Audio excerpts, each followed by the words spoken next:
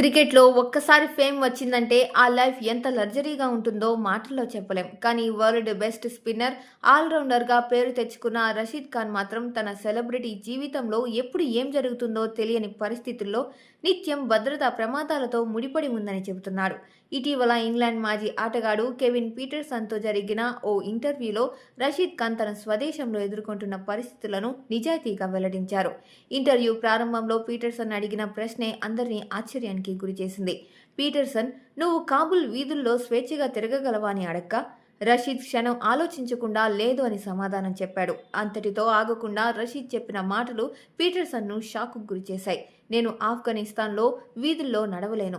నాకు bullet proof car ఉంది" అని రషీద్ ఖాన్ చెప్పడంతో వెంటనే పీటర్సన్, "కాబుల్లో బుల్లెట్ ప్రూఫ్ కారా? ఎందుకు?" అని ప్రశ్నించాడు. "భద్రత కోసమే.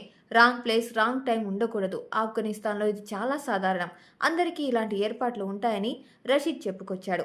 రషీద్ మాటల్లో స్పష్టంగా కనిపించిన విషయం ఒక్కటే: ఆ కారు అతనికి విలాసవంతమైన గుర్తు కాదు, ప్రాణ రక్షణకు అవసరమైన సాధనం.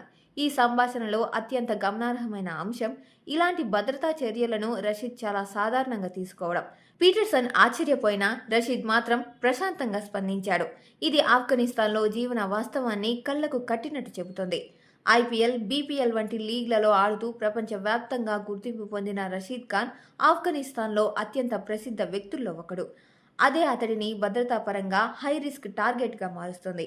అతని సంపాదన, పేరు ప్రతిష్టలు అతనికి అదనపు భద్రత అవసరం చేస్తున్నాయి. ఇన్ని పరిమితులు, ప్రమాదాల మధ్య కూడా రషీద్ ఖాన్ ఆఫ్ఘనిస్తాన్ జెర్సీని గౌరవంగా ధరిస్తూనే ఉన్నాడు.